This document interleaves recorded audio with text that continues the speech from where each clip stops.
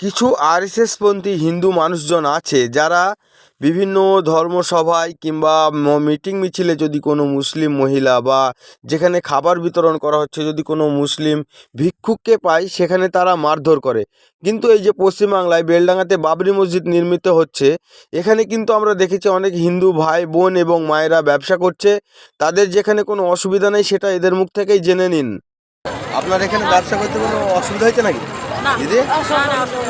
কেউ কিছু বলছে না তো আপনাকে? শুধুমাত্র এই মহিলা একা না, এর মতন আরও অনেক মানুষ আছে যারা এখানে ব্যবসা করছে। আরও এক দিদিকে দেখাবো, এই যে দিদি এখানে বসে আছে।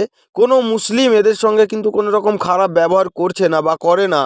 তাই মুসলমানদেরকে শুধুমাত্র দুর্নামের একটা ভাগিদার হতে হয়। দেখুন এখানে আপনি কবে থেকে ব্যবসা করছেন? ব্যবসা করতে অসুবিধা? কেউ কিছু বলছে না তো আপনাকে? এই যে দেখুন বাবরি মসজিদের এখানে কিন্তু ভাই অনেকেই হিন্দু মানুষরা ব্যবসা করছে, এখানে কোনো মুসলিম তাদের ওপরে অত্যাচার করে না। ভিডিওটার দিকে দিকে শেয়ার করে ছড়িয়ে দিন ভাইরা।